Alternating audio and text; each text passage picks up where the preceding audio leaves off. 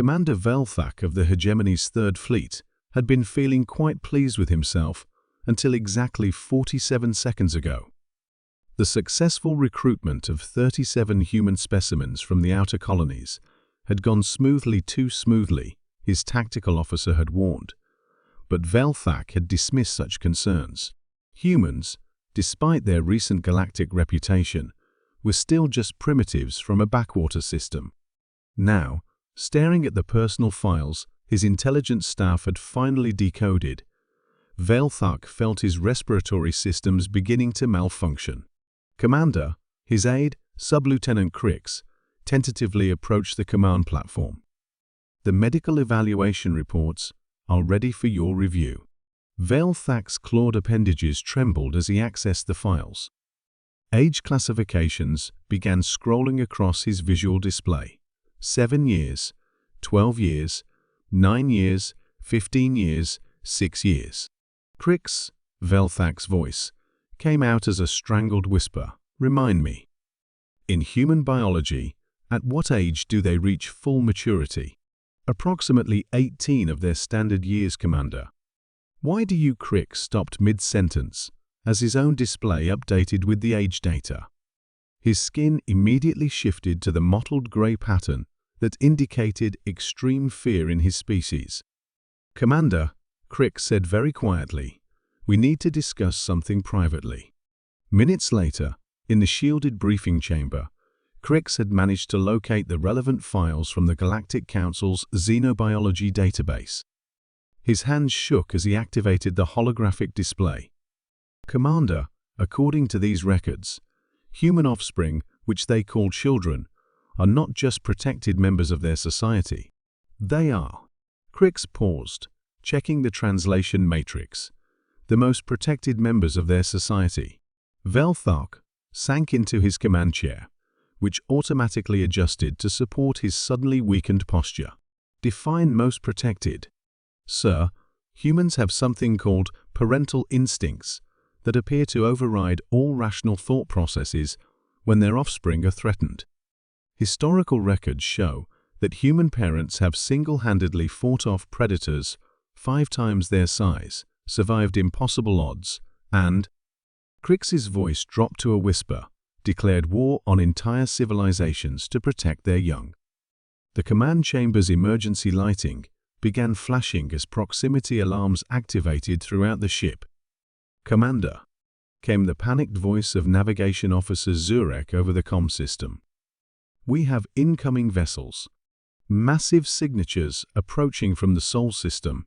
Velthak and Crix exchanged looks of dawning horror before rushing to the bridge. The main display showed what appeared to be the entire human fleet, except it was far larger than any intelligence estimates had suggested. How many ships? Velthak demanded. Initial count suggests 1,200 vessels, sir. And Commander? Zurek's voice was barely audible. They're not using any known configuration. These appear to be civilian ships that have been modified. On the display, Velthak could see that the approaching fleet consisted of what looked like cargo haulers, passenger transports, mining vessels, and even what appeared to be recreational craft, all bristling with hastily mounted weapon systems and shield generators. Sir, Communications Officer Threx called out, we're receiving a transmission from the lead vessel. Audio only. Put it through, Velthak ordered, though every instinct told him he didn't want to hear what was coming. The voice that filled the bridge was calm, measured, and somehow more terrifying than any battle roar. This is Admiral Sarah Chen of the United Earth Defense Force. You have 30 seconds to return our children, unharmed, or we will demonstrate why the Galactic Council established a quarantine around our system. Velthak looked at the display showing 1,200 armed vessels, then at the files showing 37 human children currently in his ship's holding bay, then back at the display. Threx, open a channel immediately. Channel open, sir. Admiral Chen, this is Commander Velthak. We appear to have made a significant procedural error. We are prepared to return all human individuals immediately and unconditionally. 30 seconds has elapsed, Commander. The transmission cut off.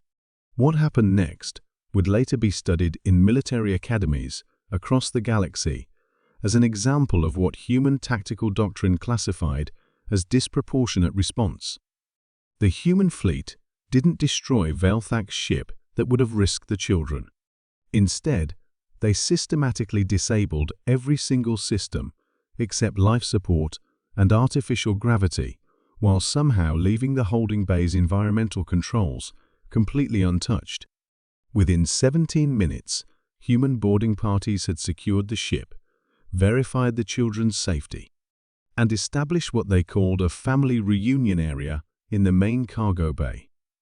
Velthak watched through security feeds as human adults, presumably the parents, embraced their offspring with an emotional intensity that his species' psychology experts would spend years trying to understand.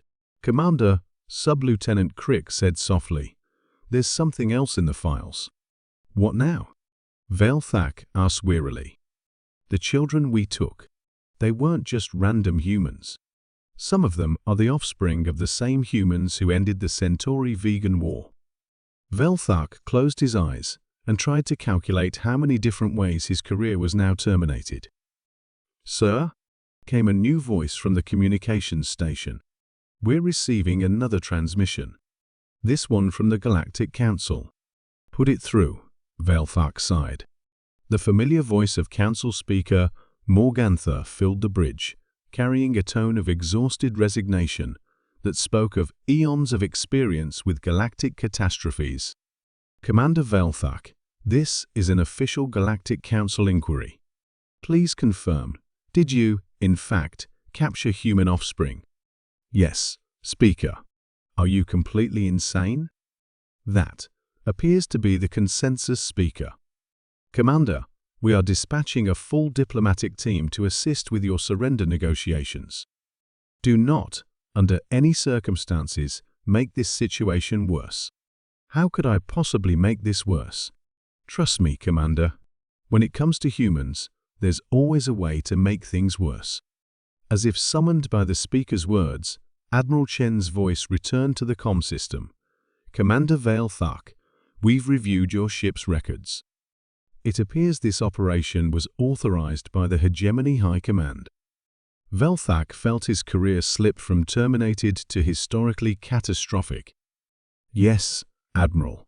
We'll be visiting them next. Consider yourself fortunate that our children are safe, or this conversation would be very different." The transmission ended, leaving Velthak to contemplate a universe where an entire star-faring civilization was about to learn why the first rule of galactic politics had become, "Never threaten human children." In the cargo bay, human families were reunited while 1,200 armed vessels waited patiently in space, their crews no doubt looking forward to delivering some educational content to the Hegemony High Command about the importance of informed decision-making in interstellar relations. The children, meanwhile, seemed remarkably untraumatized by their adventure and were enthusiastically describing their rescue to anyone who would listen, completely unaware that their temporary captivity had just triggered the largest military response in human history.